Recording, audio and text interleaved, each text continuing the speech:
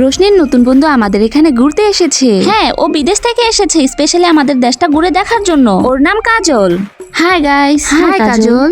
কাজল, তোমার ব্যাগগুলো আনতে আনতে তো আমার হাত ব্যথা হয়ে গেছে। সাকিনা পাগল হয়ে গেছে নাকি? কাজলের ব্যাগ ও কেন টানছে? কাজল রোশনির বন্ধু, হয়তো বা এই জন্য। কাজল চলো খাবার খেতে যাই। হ্যাঁ চলো, ফিশ ফ্রাই খেতে যাই। না, আমি পাস্তা খাবো। চলো তাহলে আজকে আমরা কাজলের পছন্দের পাস্তা খাবো। দেখেছো নতুন বন্ধু আসতেই রোশনি কেমন পাল্টে গেছে। হ্যাঁ বেচারি সাকিনা। চলো কাজল যাই। দাঁড়াও সাকিনা, কোথায় যাচ্ছো? তোমার মনে হচ্ছে না রোশনি কাজলের সাথে বদলে গেছে? হ্যাঁ, ও তোমার পছন্দ বাদ দিয়ে কাজলের পছন্দ বেছে নিয়েছে। একটু ভালো করে ভাবো। ওদের দুজনের কথা শুনে আমার পুরনো কথা মনে পড়ে গেল।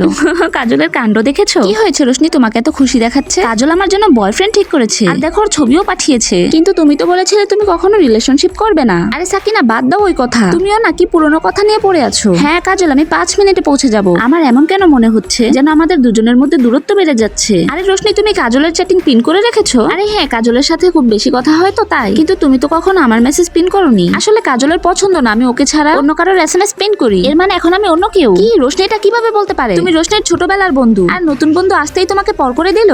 না, রোশনি আমাকে পর করেনি, বরং আমাদের বন্ধুত্ব এখন আরো মজবুত হয়েছে। কি? কাজল, এটা আমার ছোটবেলার বন্ধু সাকিনা। হাই। হ্যালো। তো তুমি সাকিনা? রোশনি তোমার অনেক প্রশংসা করেছে, তাই আমি একটা সিদ্ধান্ত নিয়েছি। ও আবার কি সিদ্ধান্ত নিয়েছে? ভাইয়ারা ভিতরে আসো।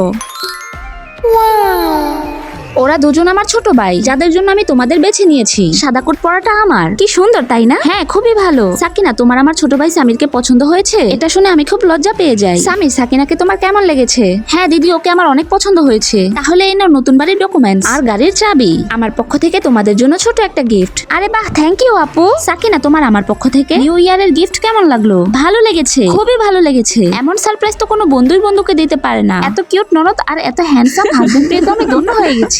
রোশনি আর আমি এখন তো শুধু বন্ধু নয়, দুজন একই বাসার রানী হয়ে গেছি। বন্ধুরা লাইক ও সাবস্ক্রাইব করে কমেন্টে আমাদের দুই রানীর জন্য লাভ ইমোজি দিয়ে যাও।